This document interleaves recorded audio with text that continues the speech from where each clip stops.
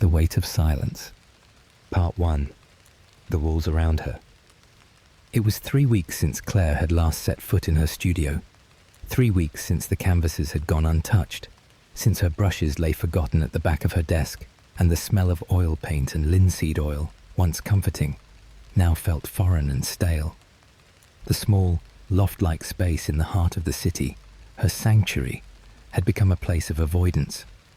Claire hadn't meant to abandon it. She hadn't meant to give up on the thing that had once made her feel alive. But somewhere between the late nights spent staring at empty canvas and the growing silence in her life, she lost her drive. She lost the voice that had always urged her to create. She sat now, with her coffee cup warming her hands, staring at the blank wall in front of her. The apartment was quiet, save for the hum of the refrigerator in the next room. The silence seemed oppressive, like it had become something tangible, sitting with her, watching her. It was only when the phone buzzed on the table that Claire's mind snapped back to the present. It was her mother. Claire rolled her eyes, a reflex she had perfected over the years. Their relationship had always been strained. Her mother, a woman who believed success came only in the form of wealth and status, never understood her art. To her, painting was a hobby, a pastime. "You'll never make a living off of that," she'd often said, and Claire had come to believe that, somewhere in her heart. "Mom, when are you coming home? You haven't visited in months. You need to stop hiding in that little apartment." Claire exhaled slowly, hands gripping the edges of the phone. The temptation to hit ignore was strong, but she didn't. She stared at the message for a few moments, her finger hovering over the keyboard. Then she typed, "Claire, I'm just really tired, Mom. I'll visit soon." It wasn't a lie. She was tired. Tired of pretending to be someone she wasn't. Tired of waiting for inspiration to strike.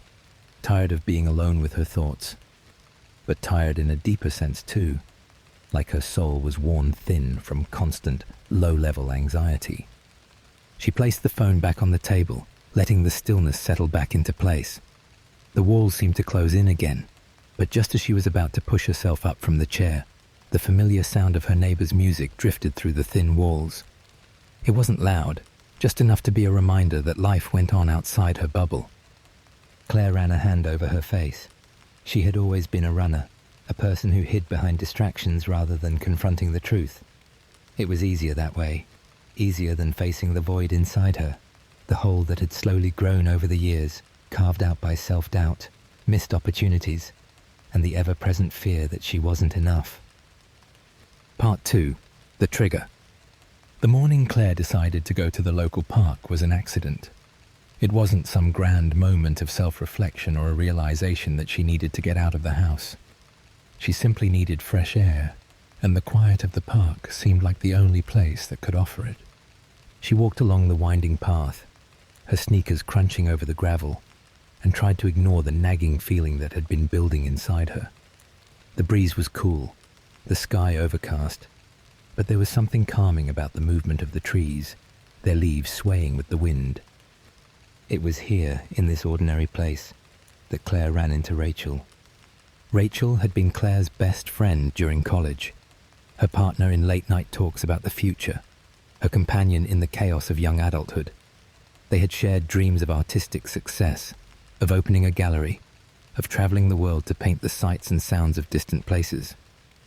But somewhere along the way, Rachel had moved on. She'd found her niche, worked her way into a steady career, and built a life that made sense. Claire, on the other hand, had remained stuck, still chasing an elusive sense of achievement that always seemed just out of reach. "Claire?" Rachel's voice was soft, hesitant. Claire turned, startled, and blinked when she saw Rachel standing there, holding a coffee cup, her hair pulled back into a messy ponytail. She looked just as she had when they were younger, except now there was an air of confidence around her that Claire had never quite managed to cultivate. "Hey, Rachel," Claire said, surprised at how awkward she sounded. "I didn't know you were back in town." Rachel smiled. "I moved back a couple of months ago. My mom's not doing well. I've been helping out." Claire nodded. She felt a small pang of guilt, realizing that she hadn't reached out. Not to Rachel, not to anyone. "I'm sorry about your mom," Claire offered genuinely. "How's she holding up?" Rachel's smile faltered, but only for a second. "She's okay. It's been rough, though. But enough about me. How about you?" Her gaze shifted, taking in Claire's worn-out appearance. "You look like you could use a coffee." Claire hesitated. She wasn't sure if she could handle another conversation that involved pretending everything was fine, but Rachel didn't wait for her to respond. She simply began walking toward the nearby cafe, and Claire, almost instinctively, followed. Part 3. The confrontation. Over the next hour, they spoke about everything and nothing. They talked about old friends, college memories, and how life had shifted since they'd last seen each other. Claire could tell that Rachel was treading carefully. She wasn't pressing her, but there was an underlying question hanging between them. The question Claire had avoided for so long. "So," Rachel said, after a long pause, sipping her coffee, "how's the painting coming along?" Claire's heart sank. Of course she would ask. It was the question that always haunted her. "How's the painting coming along?" Claire started, then stopped, unsure of what to say. She was embarrassed. "I've been taking a break. I guess I'm just not inspired lately." Rachel's eyes softened. "It's okay to take a break, Claire. But running away from it isn't going to help you. You're an incredible artist. You've always been, even when you didn't believe it yourself." Claire flinched at the honesty in Rachel's voice. She hadn't realized how much she'd missed that. Someone speaking truth to her when all she ever heard was her own doubts. "I don't know if I can anymore," Claire muttered, more to herself than to Rachel. "It feels like I've lost something I'll never get back." Rachel didn't respond right away. She simply reached across the table and touched Claire's hand. A small gesture, but one that made Claire feel seen in a way she hadn't felt in a long time. "You're not broken, Claire," Rachel said softly. "You just need to remember who you are. You don't have to be perfect. You just have to try." The words settled over Claire, heavy but comforting. Part 4. The beginning. It wasn't a sudden change, not like in the movies, where everything falls into place in a single moment of clarity.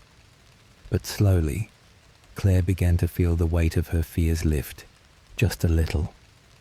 Each day became an opportunity to confront the small things that had held her back, the fears, the doubts, the excuses.